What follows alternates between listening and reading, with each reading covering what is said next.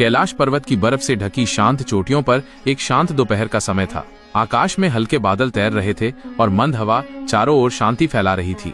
देवी पार्वती एक ध्यानमग्न स्थिति में बैठी थीं, परंतु उनका मन विचलित था। कुछ ही समय पूर्व उन्होंने धरती पर एक वृद्ध माँ बाप को देखा था, जो अपने बेटे के घर से बाहर निकाले गए थे। आंसुओं से भरी उनकी आंखों ने पार्वती के हृदय को विचलित कर दिया। देवी पार्वती भगवान शिव के पास पहुंची और बोली, नाथ, आपने मानव सृष्टि को बनते बिगड़ते देखा है। एक प्रश्न है, क्या माता पिता को अपने बुढ़ापे में अपनी संतान से सहारा, सम्मान और स्नेह की अपेक्षा नहीं करनी चाहिए? भगवान शिव ने मंद मुस्कान के साथ उत्तर दिया, देवी, यही 3 अपेक्षाएं हैं जो अधिकांश वृद्धों को जीवन के अंत में दुख देती हैं।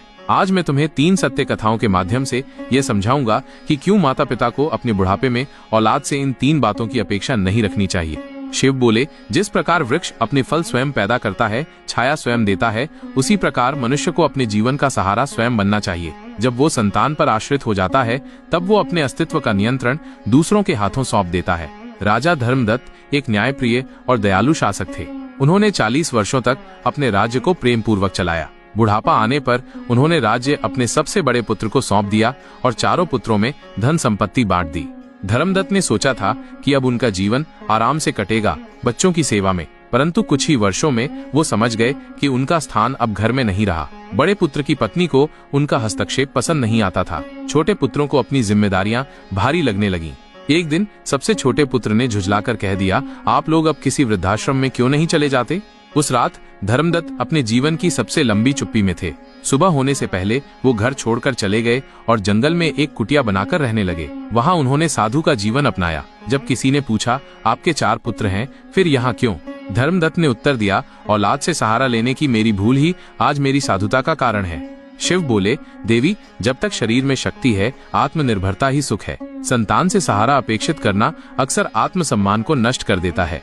शिव बोले, सम्मान मांगा नहीं जाता, अर्जित किया जाता है। माता पिता अपने जीवन भर बच्चों को शिक्षा और संस्कार देते हैं, लेकिन यह आवश्यक नहीं कि संतान उनका सम्मान बनाए रखे। संसार का नियम है, जो उपयोगी होता है वही पूज्य होता है।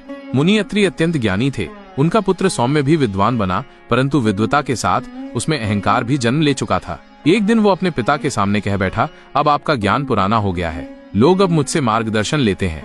अत्रि मुस्कुराए और बोले, तू सही कहता है बेटा, समय के साथ ज्ञान भी बदलता है, परंतु जो जड़ को भूल जाता है वो शाखाओं सहित गिर जाता है। वर्षों बाद जब सौम्य का नाम मिट चुका था, अत्रि का आदर्श आज भी छात्रों को पढ़ाया जा रहा था। शिव बोले, देवी, संतान से सम्मान की अपेक्षा मनुष्य को दुखी करती है। यदि जीवन में सम्मान चाहिए तो उसे स्वयं के आचरण से अर्जित करो, दूसरों से मांगकर नहीं। शिव बोले, माता पिता का स्नेह निस्वार्थ होता है, परंतु यदि वो भी व्यापार बन जाए, मैंने तुम्हें पाला, तुम मुझे प्यार दो, तो वह रिश्ते को कमजोर कर देता है।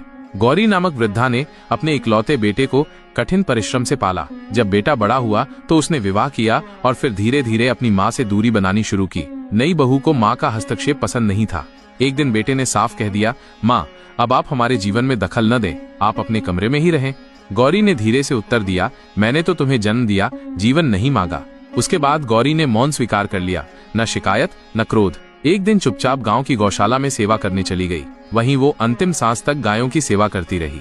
शिव बोले, देवी, स्नेह का अर्थ है देना। जब माता पिता स्नेह की वापसी की अपेक्षा करने लगते हैं तो वे स्वयं को दुख के चक्र में बांध लेते हैं। पार्वती ने पूछा, प्रभु, फिर क्या कोई माता पिता अपनी वृद्धावस्था में प्रेम, आदर, सहयोग की अपेक्षा भी न करें?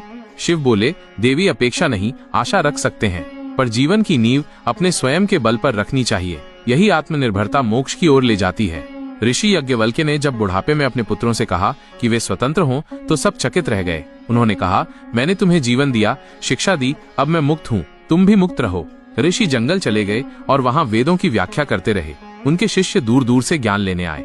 उनके पुत्रों ने जब उनके दर्शन के लिए अनुरोध किया, तब यज्ञवल्क्य ने कहा, अब तुम मेरे पुत्र नहीं साधक हो, मुझे पिता नहीं गुरु मानो, तभी तुम समझ पाओगे कि जीवन में किसी पर निर्भर होना कैसा बंधन है। शिव ने पार्वती से कहा, देवी, जीवन एक यात्रा है।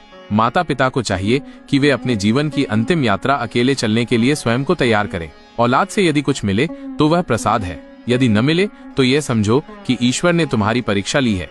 पार्वती ने सिर झुकाया और कहा, प्रभु, आज आपने मुझे उस सत्य का ज्ञान दिया जिसे प्रत्येक माता पिता को समझना चाहिए।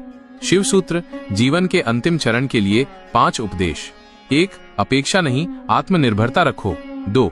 सम्मान मांगो नहीं, आचरण से कमाओ। 3 स्नेह दो पर उसकी वापसी की चाह मत रखो। 4 वृद्धावस्था में अपने मन को ईश्वर की ओर लगाओ। 5 बच्चों को प्रेम से पालो पर जीवन का नियंत्रण उनके हाथ में मत दो। ये कथा हर मनुष्य के लिए एक मार्गदर्शक बन सकती है। जहां हम अपने बच्चों को जीवन देने का कार्य करते हैं, वहां ये याद रखना भी आवश्यक है कि बुढ़ापे का सहारा केवल 2 चीजें हैं, आत्मबल और ईश्वर। जो माता पिता इस सत्य को जान जाते हैं, वे कभी दुखी नहीं होते। हर हर महादेव।